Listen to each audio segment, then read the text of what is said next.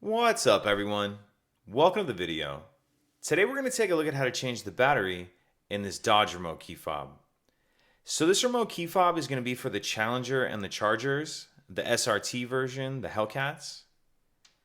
And it's going to use replacement battery CR2032. I'll put a link in the description box of this video to where you can purchase these batteries if you're in need. So the first thing we want to do is remove the emergency key that's in the bottom of our smart key. That's done by pressing this release on the back, and then the emergency key will pull out like that. Now I find the easiest way to get this case open is actually with a large flathead screwdriver.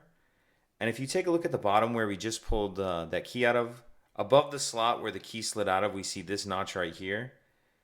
If you put your screwdriver in that notch, make sure you're pushing it in all the way, and then twist like that, like you're opening a lock with a key. It'll pop the shell apart. But what I'm going to do is show you how to do it with just the key, just in case you don't have a screwdriver handy. So what we're going to do is kind of the same idea. We're going to put the key in that slot and then just pry up like that. Once you have the two halves apart, in the back of the shell we see our battery right here. Grab your key or your screwdriver and get under the edge of the battery and pull it out. Now we'll grab our new battery, and we want to make sure that we're installing that with the plus side down. We want the plus side down on the case.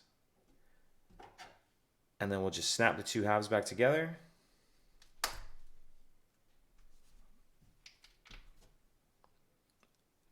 Slide our emergency key back in. And that's it. If you have any questions, please let me know. If you could take a second to like and subscribe, it helps us out, and I'd appreciate it. Thank you.